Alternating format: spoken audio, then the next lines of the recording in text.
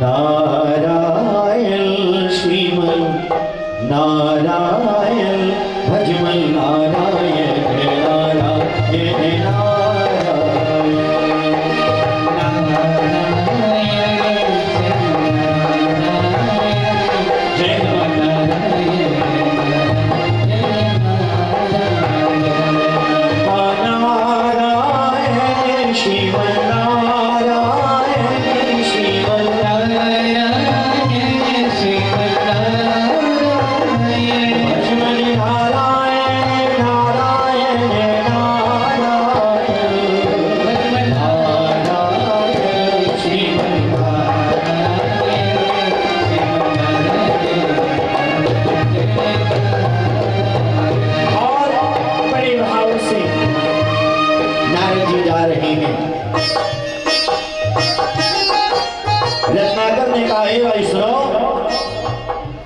ये नारायण वारायण बाद में करना, पहले जो तुम्हारे दंड कमंडल में है सब ला करके मुझे समर्पित कर दो।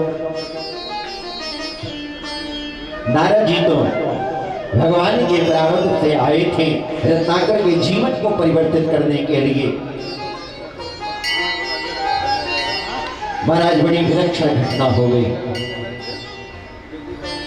नारद जी ने कहा कि बालक मैं तुम्हें सब समर्पित कर दूंगा, लेकिन मेरे एक प्रश्न का केवल उत्तर दे दो। रत्नाकर ने कहा, हे स्वामी, मैं कोई विद्वान नहीं हूं, कोई धर्म पुरोधा नहीं हूं कि मैं तुम्हारे प्रश्नों का उत्तर दूं। देखो मैं एक लुटेरा हूं, हत्यारा हूं, जो मेरा व्यवसाय है उसी व्यवसाय के अनुरूप कार्य करता हूं। एक काम करो, प्रश्नों का उत्तर मेरे पास नहीं है, आपके पास जो कुछ है वो मुझे ला करके दे दो, वरना जान से भी हाथ धो बैठोगे। महर्षि नारद मुस्कुराते हैं, कहते हैं कि रत्नाकर, हे लाला, तुम्हें मार काट करने की कोई आवश्यकता नहीं है। एक काम करो, मेरे एक प्रश्न का उत्तर दे दो, मैं ये दंड कमंडल आपको समर्पित करके चला जाऊंगा।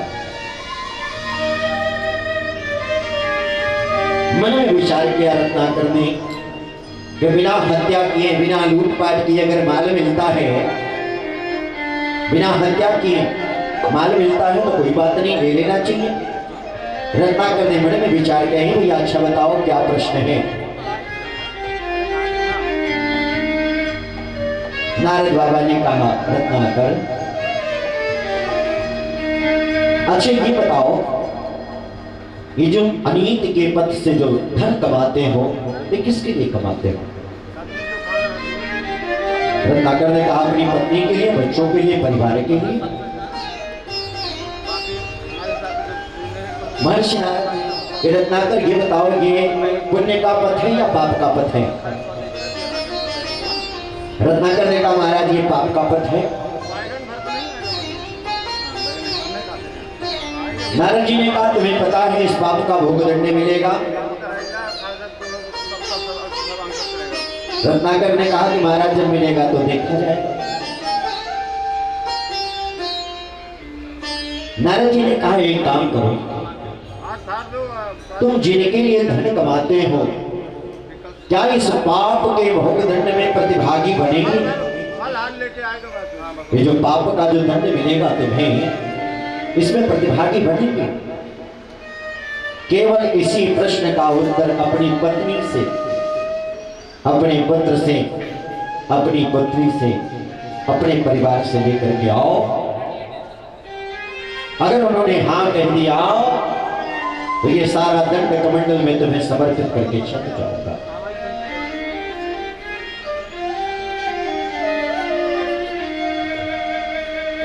रत्नाकर ने कहा, महाराज अगर आप भाग गए तो? नारद जी ने कहा, एक काम करो, मुझे एक पेड़ से रस्सी के सहारे बांध दो और ऐसी गांठ लगाना कि मैं खोल ना पाऊं,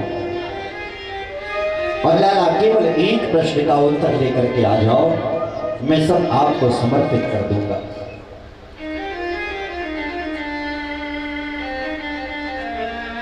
रत्नाकर गए अपने परिवार के पास।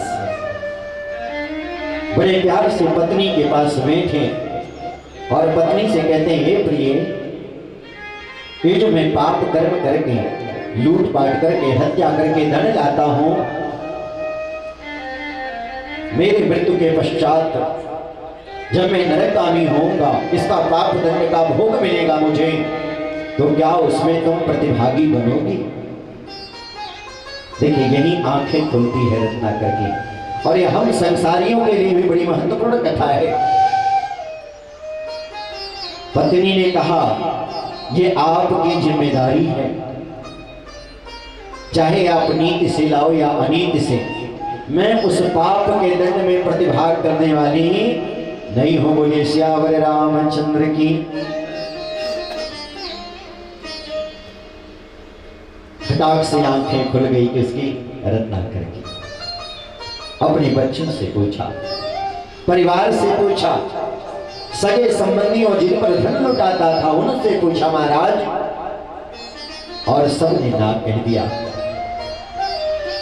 रत्नाकर आया, महर्षि नारद के श्री चरणों में दंडवत हो गया और कहा, महाराज आज मेरी आंखें खुल गई, मेरी मुक्ति का उपाय बताइए। महर्षि नारद ने कहा कि लाला, एक मंत्र देता हूं तुम्हें, उस मंत्र का जाप करो, उससे तुम्हारी मुक्ति बन जाएगी। और मुक्ति ही नहीं बनेगी, ऐसी रघुनाथ जी की कृपा होगी कि तुम्हारे श्री हाथों से भूतो न भविष्यति, ऐसे महाकाव्य की रचना होगी। बोलिए सियावर रामचंद्र की। वो महामंत्र क्या था? राम। कहा गया है, पोथी पढ़े पढ़े जग मुआ, पंडित भया न कोई, कि ढाई आखर प्रेम का, पढ़े सो पंडित होए। वो ढाई आखर क्या है? राम धन और धर्म। राम का महामंत्र दिया। और देखिए, रत्नाकर ने कहा कि महाराज, ये जो मंत्र है ये मुझे समझ में नहीं आता, मैं बोलूंगा कैसे? नारद जी ने कहा, एक काम करो,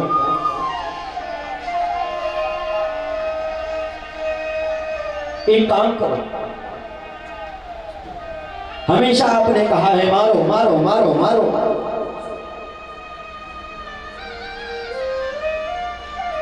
एक काम करो, हमेशा तुमने कहा मरा मरा मरा मरा, उसी मरा मरा का जाप करो, राम निकल आएगा। बोलिए सियावर रामचंद्र की। बोले का नाम जपत जग जाना, उल्टा नाम जपत जग जाना, उल्टा नाम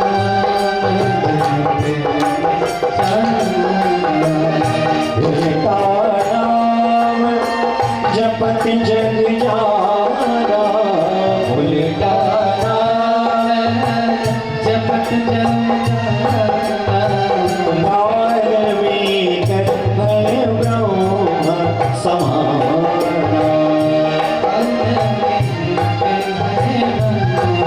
जपत जग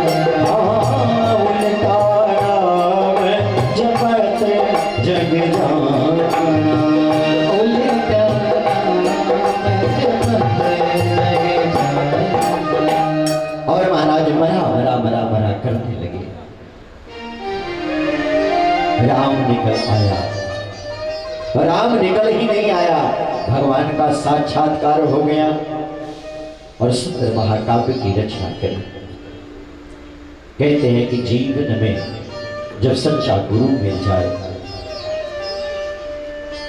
गुरु का बड़ा महत्व होता है। इसलिए गोस्वामी जी ने सबसे पहले किसकी वंदना करी? बल्लो गुरुपद कंज, कृपा सिंधु नर रूप हरि, महामोह तम कुल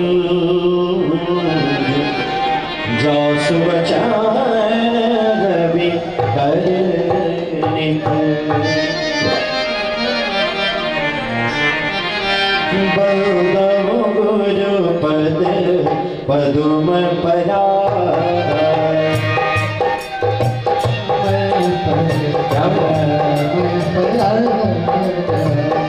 सुरुचि सुवास सरस अनुराग सुरुचि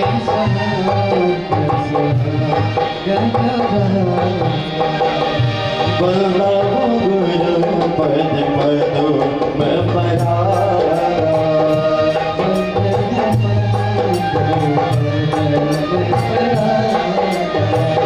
श्री गुरु पद मन मन ज्योति श्री गुरु पद मन मन ज्योति सुमिरत नीता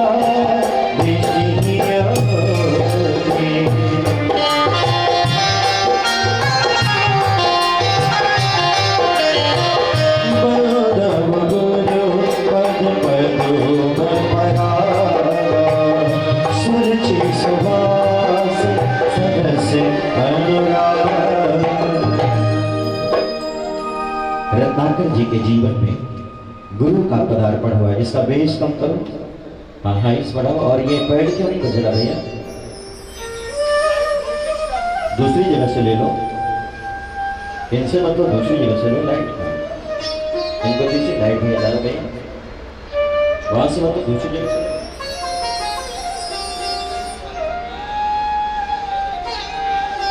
बोले भक्त वत्सल भगवान की। एक परफेक्ट सेटिंग कर लीजिए। बार बार बीच में डिस्टर्बेंस होता है तो अच्छा नहीं लगता, बड़ी टूट जाती है वो खड़ी।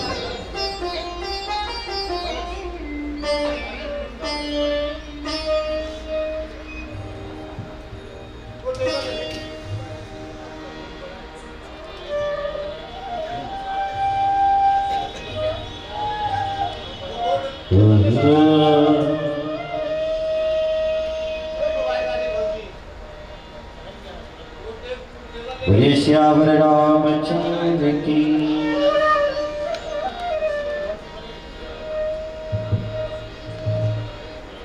बोले हनुमान जी महाराज की।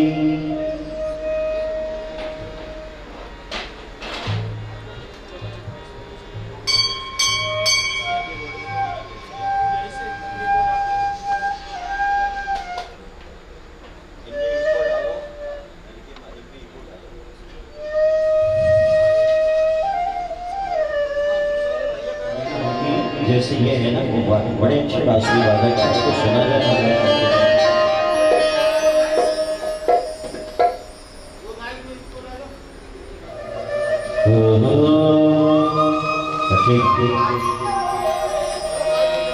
बोले हनुमान जी महाराज की।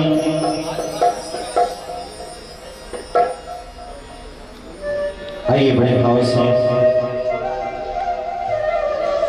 हमें इसका तो कम कर, इसका भी ज्यादा हो गया। श्री राधे श्री राधे श्री राधे। हाँ ठीक है, थोड़ा सा हल्का हल्का पकड़ा देंगे। श्री राधे श्री राधे की। आइए बड़े भाव से उसी भाव भूमि में चले। साउंड का बड़ा महत्व होता है। कहते हैं कथा में माइक का, घर में वाइक का। तो ये अब इसमें भी इको डाल दिया, ढोलक में भी। तो कम करो ना भैया, काहे इतना बना के रखे।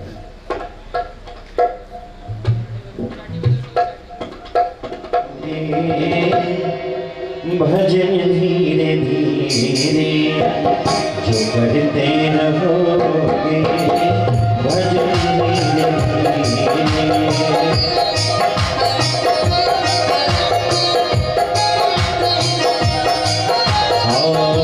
जो करते रहोगे, भजन धीरे धीरे जो करते रहोगे, भजन धीरे धीरे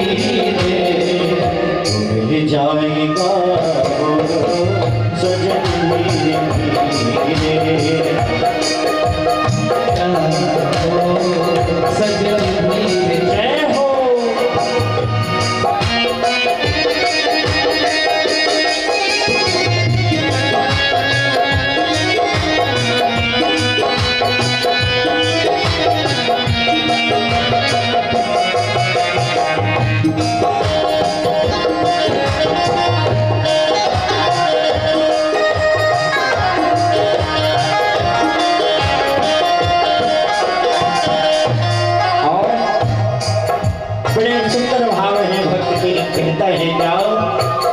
अगर प्रभु से मिलने की दिल में तमन्ना, अगर प्रभु से मिलने की दिल में तमन्ना, अगर प्रभु से मिलने की दिल में तमन्ना, अगर प्रभु से मिलने की दिल में तमन्ना, करो शुद्ध अंतर कर धीरे, करो शुद्ध अंतर कर धीरे, जो करते रहोगे भजन धीरे धीरे, जो करते रहोगे भजन धीरे धीरे, जाएगा सजन धीरे तुम जाना सजन धीरे धीरे।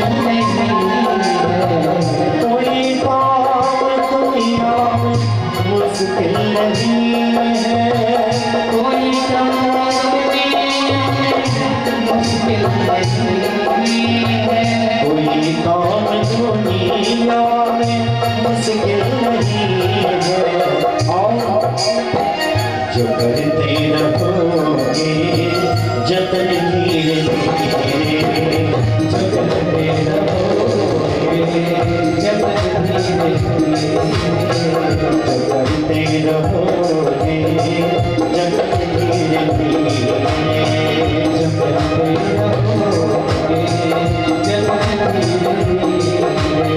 जय हो।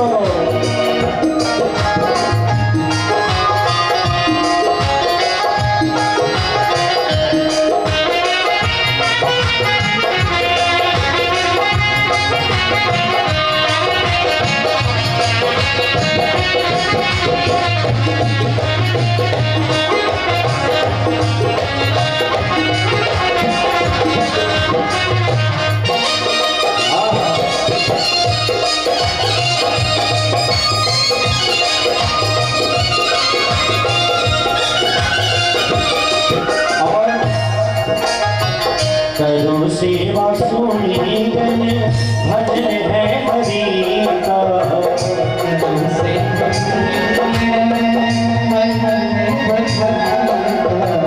करो सेवा सुनी गण भजन हरि का,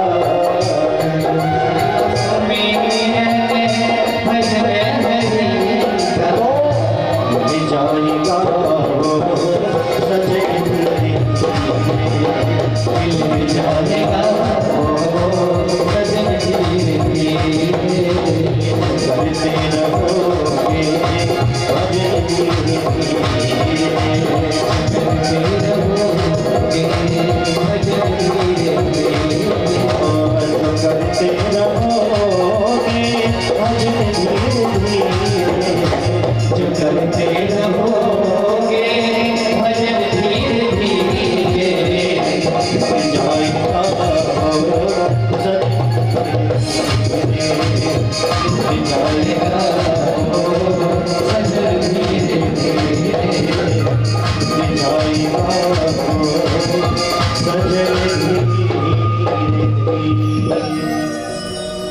बोले श्यावर रामचंद्र की जय।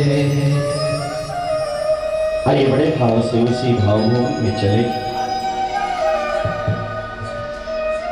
गोस्वामी बाबा ने लिखा, बलदाम गुरु पद पदों में परागा, सुरुचि सुभास सरस अनुराग, श्री गुरु पद नख मणि धन ज्योति, सुमिरत दिव्य दृष्टि हो, श्री गुरु चरण सरोज निज मन मुकुर सुधार, वरनो रघुवर विमल जसु, जो नायक खर्चार, बुद्धिहीन तनु जानिके,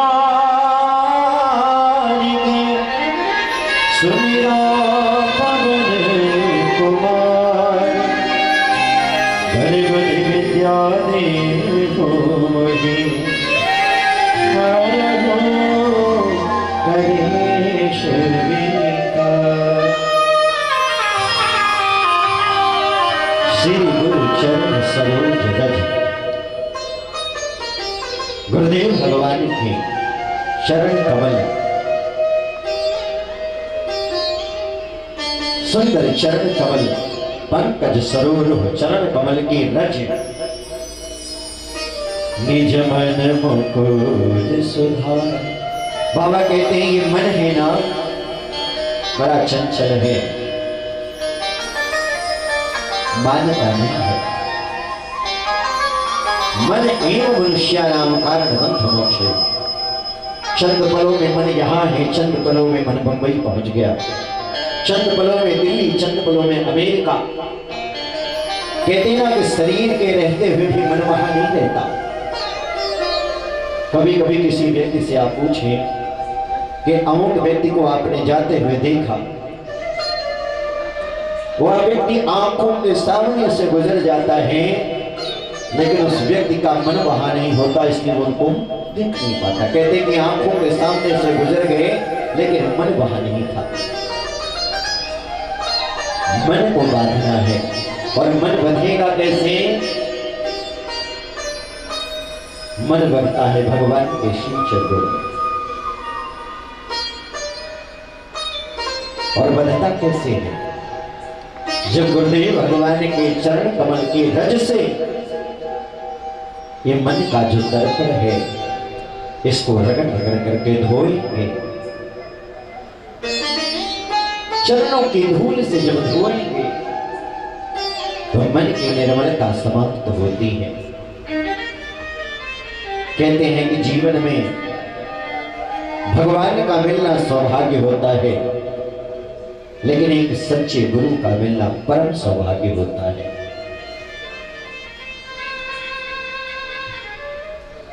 गुरु बिन भव निधि तरहि न कोई, जो बिरंचि संकर सम होय। बिना गुरु ज्ञान के कोई नहीं कर सकता।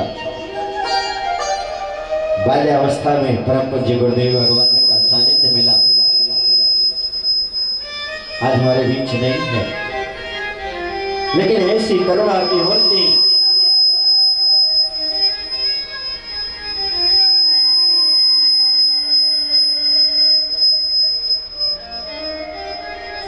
उदार प्रतिमूर्ति संसार सागर में भूत होना भविष्यति। इसलिए गुरुदेव भगवान को युग तुलसी कहा गया। पंडित राम की कृपाध्याय जी महाराज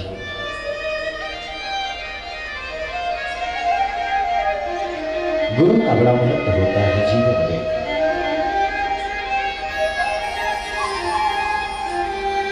कहा गया है ना कि पानी पियो छान के गुरु करो, जा। अरे एक सज्जन थे महाराज, उन्होंने अपने गुरुदेव भगवान से कहा कि महाराज एक फोटो दे दो अपनी। गुरुदेव भगवान ने कहा फोटो लेकर के क्या करेगा? अरे मन में तो बैठा हूं ना। उसने कहा नहीं महाराज मन में तो हो लेकिन एक फोटो की आवश्यकता है। गुरुदेव ने पूछा लगाएगा कहां? भगत ने कहा महाराज दुकान में लगाऊंगा। तो गुरुदेव ने कहा कि भक्ति प्रबल हो गई क्या? तो भगत ने कहा नहीं महाराज भक्ति प्रबल नहीं हो गई। दरअसल क्या है आपका दास हूं, व्यापार में कभी झूठ झपाट बोलना पड़ता है, तो आपकी फोटो की कसम खा लूंगा। हाँ महाराज आपके फोटो की कसम खा लूंगा कि गुरुदेव के चरणों के शब्द ऐसे ऐसे भी चेले होते महाराज। देखिए साधु बनना आसान है भैया। ये माइक बढ़ा के रखो, 9 दिन का काम है। हाथ जोड़ के निवेदन है, हाँ हाथ जोड़ करके चला सको तो चलाओ, दूसरा सेटअप आ जाएगा। श्री राधे।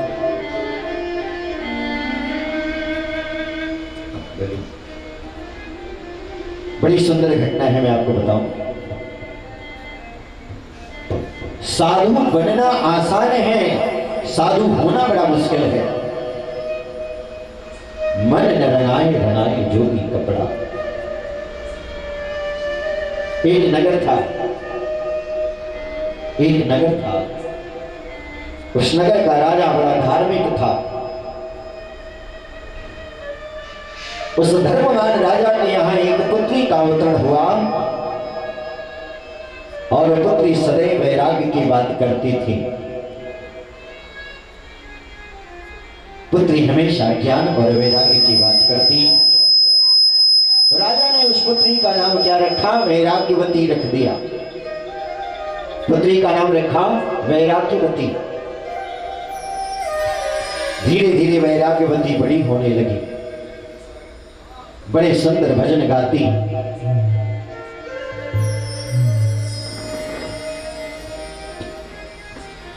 एक रात्रि अपने महल में वैराग्यवती बड़े सुंदर भजन गा रही थी।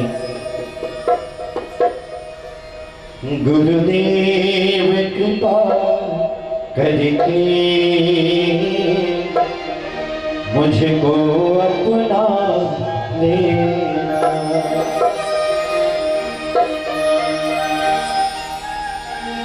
गुरुदेव कृपा करके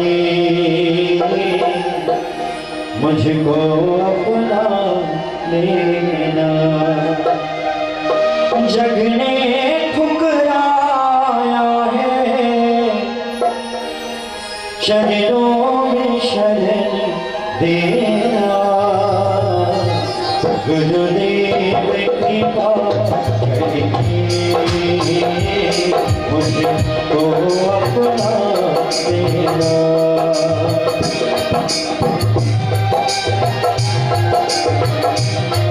जय हो।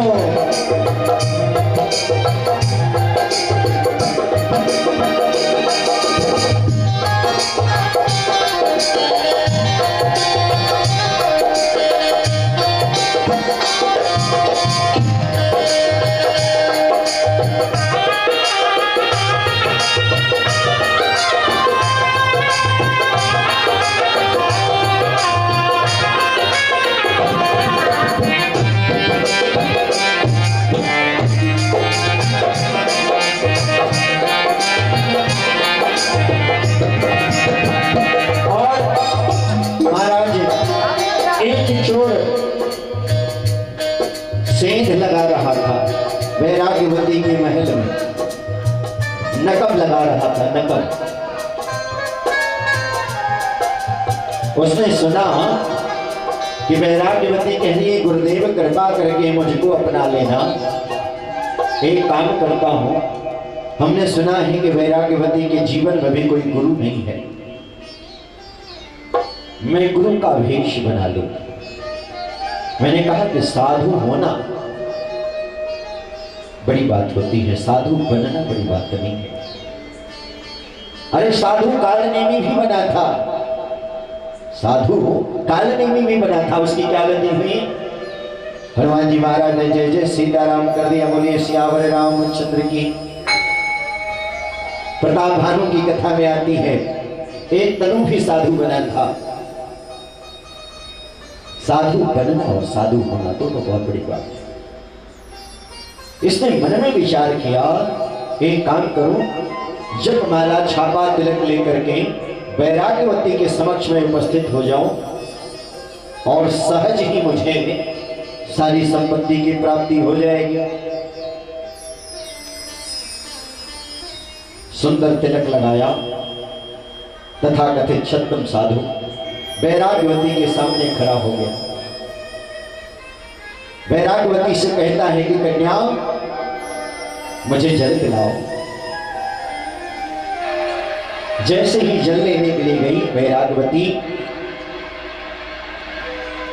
साधु कहता है रुको, तुमने गुरु दीक्षा ली है? वैराग्यवती ने कहा महाराज मैंने गुरु दीक्षा नहीं ली। तो जो बना था साधु, उसने कहा सुनो, जो गुरु दीक्षा नहीं पाते, जिन्होंने गुरु की दीक्षा नहीं ली है, उनके हाथ का मैं पानी नहीं पीता। वैराग्यवती ने कहा महाराज एक कृपा कर दो, आपसे बढ़िया कौन गुरु होगा, आप ही गुरु दीक्षा दे दो। बोलिए भगवान की, बोलिए श्यावर रामचंद्र की। साधु ने जो मन में आया वैराग्यवती को कहा कि वैराग्यवती देखो, मैं ऐसे दीक्षा नहीं देता, मैं विरक्त दीक्षा देता हूं। तुम्हें जंगल में चलना पड़ेगा और जितने आभूषण हैं, धन संपदा ही सबकी पोटली बना लो, मैं तुम्हें सुनसान जंगल में दीक्षा दूंगा। उसके मन में तो चोर था, वो छद्म था। जंगल में ले गया महाराज, वैराग्यवती को एक रस्सी से बांध दिया पेड़ के सहारे। वैराग्यवती ने सोचा शायद यही दीक्षा का नियम हो हमारे गुरुदेव भगवान का। सारे आभूषण वैराग्यवती से ले लिए और इसके बाद कहा कि एक काम करो, 3 दिन बाद में आऊंगा। वैराग्यवती 3 दिन बाद में आऊंगा, हो सकता है मुझे विलंब हो जाए, तब तक इस गांठ को मत खोलना। बोलिए सियावर रामचंद्र की।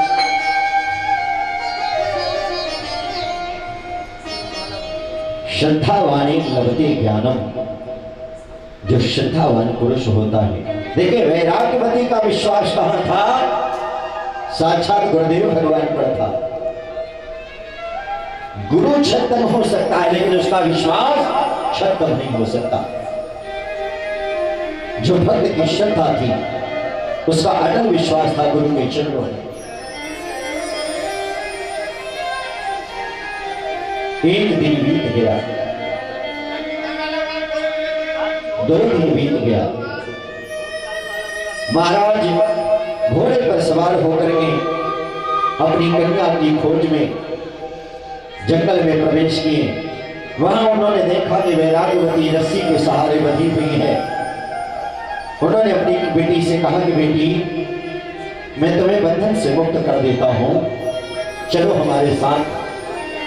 वैराग्यवती ने कहा नहीं महाराज, पिताश्री मुझे क्षमा करें, आप मेरे पिता हैं, मैं आपकी पीड़ा समझ सकती हूँ, लेकिन जब तक हमारे गुरुदेव भगवान आकर के गांठ नहीं खोलेंगे तब तक मैं यहाँ से जाने वाली नहीं हूँ।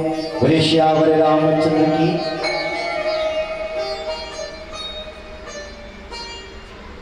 राजा थक हार करके चले गए। भगवान का सिंहासन हिला। कहते हैं करुणा निधान है, कृपा निधान। भगवान का सिंहासन हिला। भगवान ने नारद जी से कहा कि नारद जी एक काम करो, जा करके वैराग्यवती को समझाओ कि वो कोई गुरु नहीं था, वो छद्म बहरूप पिया था। नारद जी आते हैं। नारद जी ने कहा वैराग्यवती, मैं तुम्हारे बंधन को खोल दूं, मैं तुम्हें बंधन मुक्त कर दूं। वैराग्यवती ने कहा नहीं महाराज, हमारे गुरुदेव भगवान आएंगे तो मैं बंधन मुक्त होंगी। और बहुत बड़ी कृपा हुई कि आपके दर्शन हुए। नारद जी ने कहा अरे वह छप्पन बंदूकिया चोर था, तुम्हारे धन आभूषण लूटने आया था, कोई गुरु नहीं है। वैराग्यवती ने कहा महाराज चाहे वो जो भी हो, मैंने अपनी श्रद्धा से उन्हें गुरु का रूप देखा है, मैं उन्हीं के हाथों से बंधन मुक्त दूंगी। नारद ने कहा तुम समझती नहीं। वैराग्यवती ने कहा महाराज अगर उनमें, उनकी श्रद्धा में, उनकी भक्ति में शक्ति नहीं होती तो आज आपका दर्शन नहीं होता। बोले श्यावर रामचंद्र की। नारद जी गए भगवान के पास, भगवान से कहते हैं कि प्रभु आप ही चलो, आपके चलने से शायद वैराग्यवती बंधन मुक्त हो जाए। भगवान आए। नील सरोवर नील मणि नील नील घनश्याम। भगवान अवतरित हुए चतुर्भुजधारी नारायण। कहते हैं वैराग्यवती आंखें खोलो। वैराग्यवती ने आंखें खोला, साक्षात त्रिभुवनपति शंख चक्र गदा पद्म धारण के विराजमान हैं। वैराग्यवती ने हाथ जोड़ करके गुरुदेव भगवान को प्रणाम किया, भगवान को प्रणाम किया। भगवान ने कहा वैराग्यवती मैं तुम्हें बंधन मुक्त कर दूं। अंतिम जय श्री राम। हमें पाने के लिए जन्म जन्मांतर तक जोगी जपी मुनि तपी फंसते हैं, मैं तुम्हें बंधन मुक्त करना चाहता हूं।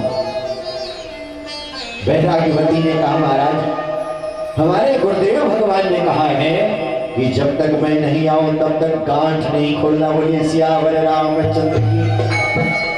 वैराग्यवती के समक्ष भगवान खड़े हैं, लेकिन वैराग्यवती कहती है गांठ नहीं खोलना। ये है विश्वास। भगवान ने कहा कि नारद एक काम करो, उस गुरु का तलाश करो, उस गुरु की खोज करो। वो गुरु कहाँ है?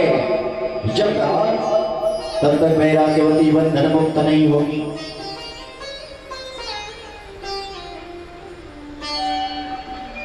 नारद जी ने दिव्य ध्यान किया तो कहीं नकब लगा रहा था। वो छद्म जो गुरु था वो नकब लगा रहा था, सेंध लगा रहा था। नारद जी पहुंच गए। नारायण नारायण। अचानक डर गया, हाथ जोड़ करके नारद जी को प्रणाम किया। बोला गुरुदेव मुझ जैसे पापी के यहाँ आपका आगमन।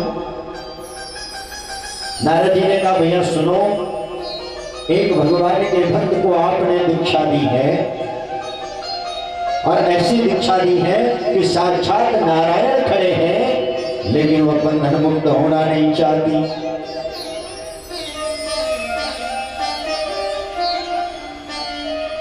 नारद जी उसको लेकर के आए।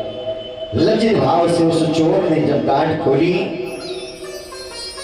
देखिए वैराग्यवती की श्रद्धा कि गुरु गोविंद दो खड़े काकेला गोपाल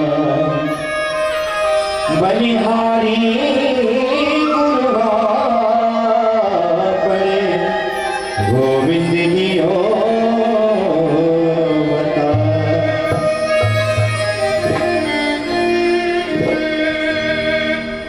वैराग्यवती भगवान के समक्ष खड़े होकर के पहले उस अपने छद्म गुरु को प्रणाम करती है। कहने का मूल अर्थ ये है, भक्त की आस्था, श्रद्धा और विश्वास। वैराग्यवती का विश्वास अटल था, इसलिए भगवान को आना पड़ा। जीवन में विश्वास बड़ा अहम होता है। विश्वास टूट गया तो सब कुछ बिखर गया।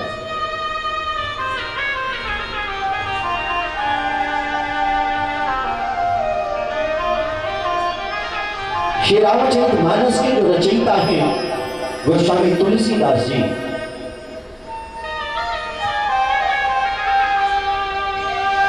उनका जीवन देखिए, कितना संकट में जीवन था उस बालक का।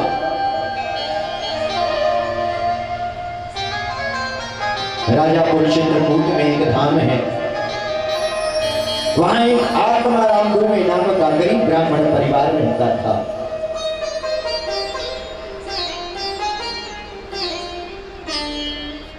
आत्माराम दुर्वे जी की पत्नी तुलसी जी की माता गर्भवती हुई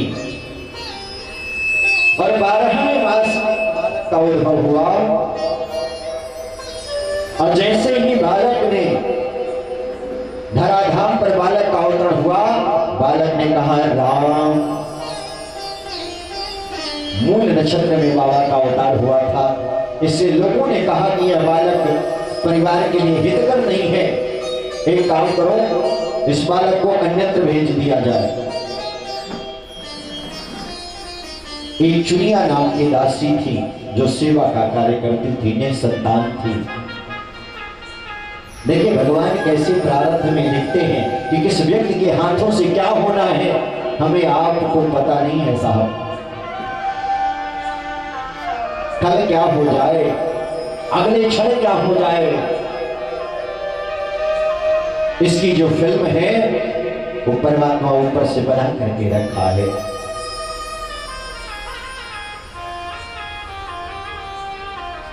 चुनिया नाम की दासी को बालक को दे दिया और जैसे ही चुनिया लेकर के निकली, उसके अगले दिन माता का देहावसान हो गया।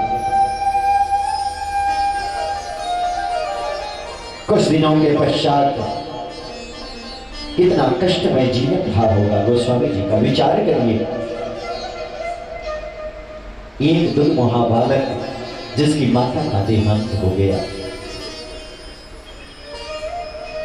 कुछ दिनों बाद पिता ने भी साथ छोड़ दिया। 5 वर्ष के हुए, राम बोला, नाम रखा लोगों ने उनका। जैसे ही 5 वर्ष की हुई, जो चुनिया नाम की दासी थी उसने भी शरीर छोड़ दिया साहब। दासी ने भी शरीर छोड़ दिया। लोगों से मांग मांग करके खाते, राजापुर की गलियों में घूमते, राम राम राम राम रटते। कोई जूठन दे देता है, कोई दुत्कार देता अपने दरवाजे से। आज भी लोग दुत्कारते हैं। कितना विलक्षण जीवन रहा गोस्वामी जी का, जिन्होंने रामचरितमानस लिखा। कोई दुत्कार देता, जा जा तुम्हारे लिए भोजन नहीं मेरे पास, उसमें कुछ दयावान भी रहते, बुला करके भोजन करा देते।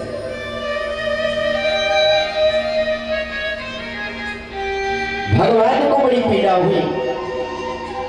मैंने कहा कि परमात्मा किसके हाथ से क्या करवाना है वो जानता है, और वो माध्यम भी बनता है और बनाता भी है।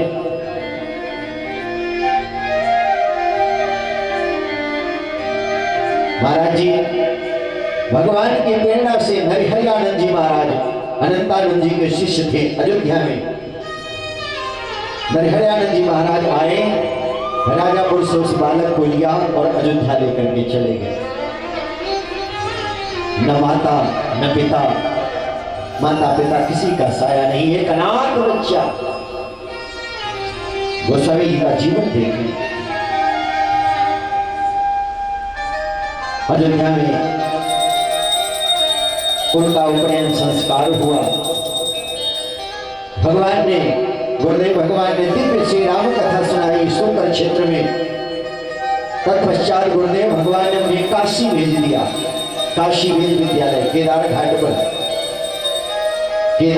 पर वेद विद्यालय है, जिसका संचालन स्वामी शंकराचार्य जी महाराज करते हैं।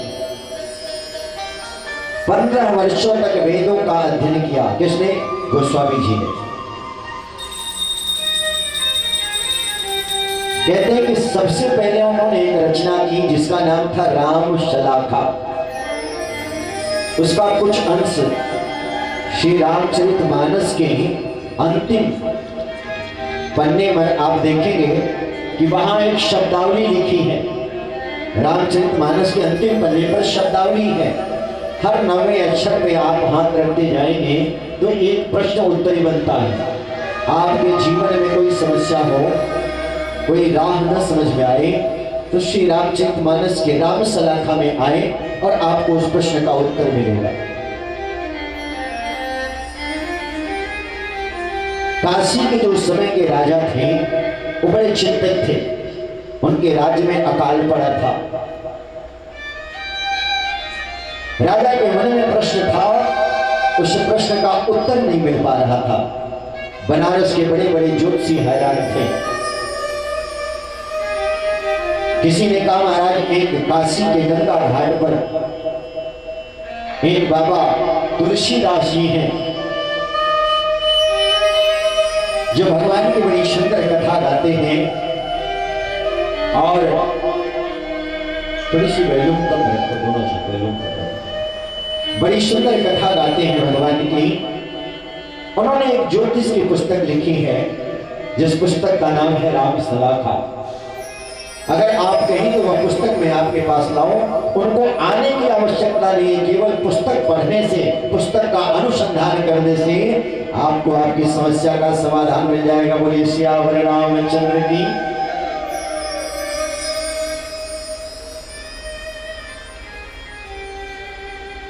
राजा के पास पुस्तक पहुंचाई गई।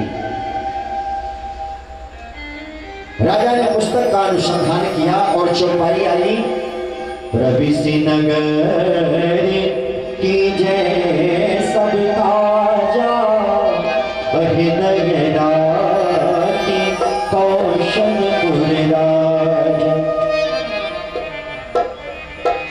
राजा मन से बड़े संतुष्ट हुए। राजा की समस्या का समाधान हुआ। बात आए दिन गई हो गई। गोस्वामी जी काशी से आए राजापुर, भगवान की कथा सुनाने लगे। कथा सुना करके जीव को उपार्जन करने लगे। एक सुंदर ब्राह्मण की कन्या से उनका विवाह भी हो गया।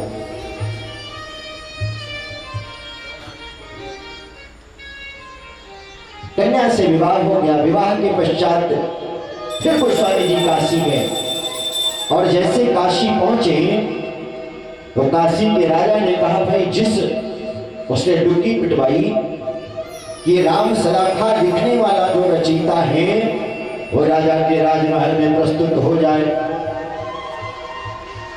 गोस्वामी जी को राजमहल ले जाया गया। बड़े आदर सम्मान के साथ 1.25 लाख सोने की मोहरें प्रदान की गई। कितना? 1.25 लाख। उस समय 1.25 लाख की बड़ी कीमत थी।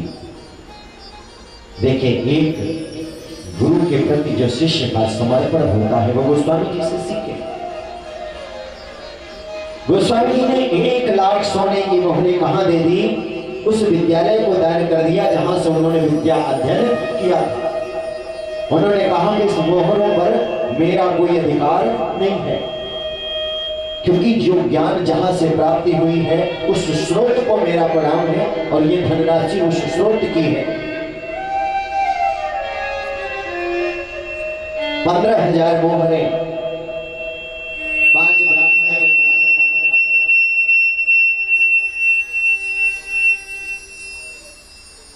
एक गरीब ब्राह्मण था जिसकी 5 कन्याएं थी। उस ब्राह्मण की दशा को देख करके गोस्वामी जी द्रवित हो गए। उन्होंने कहा, हे ब्राह्मण देवता, ये 15,000 सोने की मोहरें मैं आपको देता हूं, अपनी 5 कन्याओं का कन्यादान कर दीजिए।